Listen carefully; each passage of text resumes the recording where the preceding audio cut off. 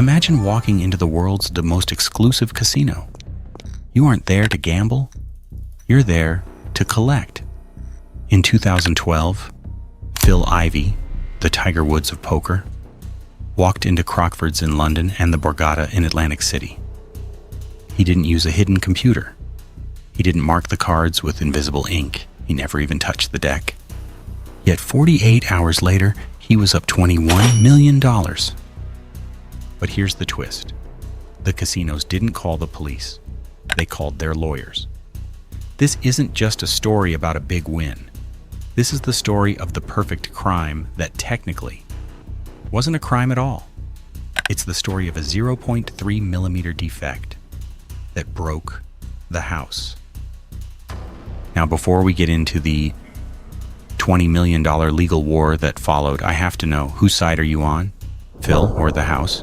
Drop a comment below and let me know. While you're down there, hit that follow and subscribe button. We're covering the world's craziest crimes every week, and you won't want to miss the next one. Every great heist needs a mastermind.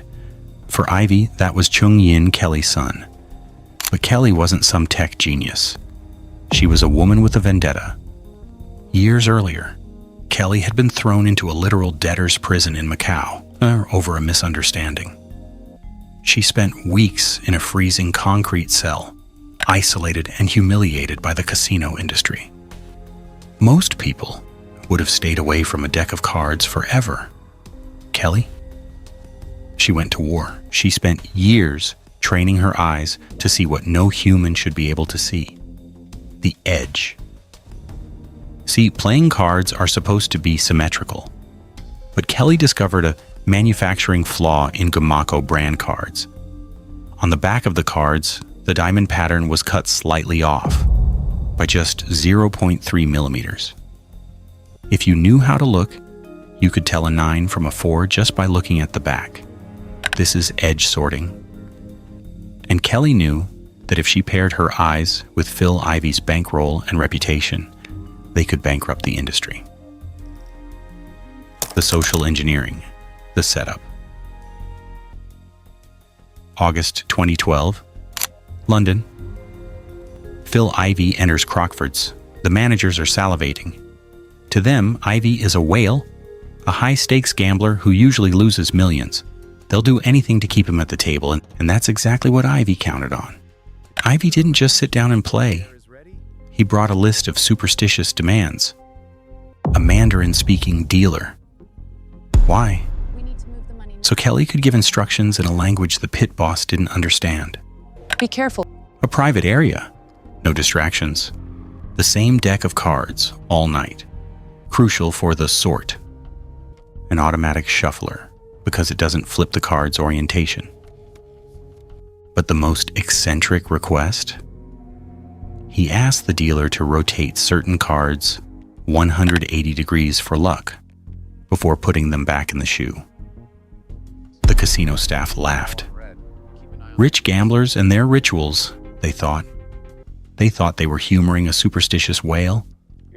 In reality, they were helping Ivey and Kelly sort the deck into high cards and low cards.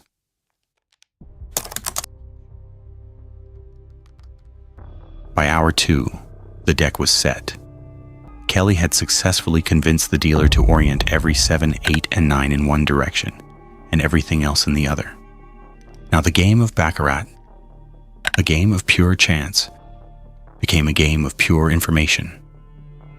As the dealer pulled a card from the shoe, Kelly would see the back of it. She'd whisper to Ivey in Mandarin. Ivey would slide 150,000 pounds into the player circle. Flip. A 9. Ivey wins. Next hand. The edge is narrow. It's a low card. Ivey bets. Banker. Flip. A 4. Ivey wins again. He wasn't winning every hand. That would be too obvious. He was playing the long game, winning just enough to stay statistically impossible. By the end of the second night, he was up 7.7 million pounds. The casino manager's smile had vanished. He knew he was being robbed, but he couldn't figure out how. Ivey wasn't touching the cards. There were no devices. He was just lucky.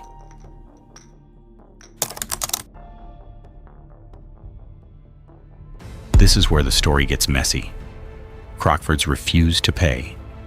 Then the Borgata in Atlantic City, where Ivey had pulled the same move for $9.6 million, sued to get their money back. The legal battle boiled down to one question. Is it cheating if the casino helps you do it? Ivey's argument was brilliant. I used my brain to exploit your mistake. You gave me the cards, you agreed to my terms, and you turned the cards for me. That's not cheating. That's being better at the game than you are. But the courts didn't agree. In the UK, the judge called it honest cheating, an oxymoron that cost Ivey his $7.7 million. In the US, the judge ruled that by sorting the cards, Ivey had changed the very nature of the game, making it no longer Baccarat. He was ordered to pay back over $10 million.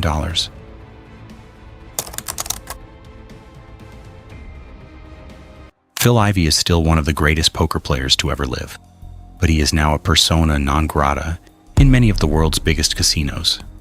He didn't break the law, but he broke the social contract of gambling. The house always has the edge. If you find a way to take that edge back, they don't call it smart. They call it illegal. Was Ivey a cheater? Or was he just a genius who played the casino better than they played him?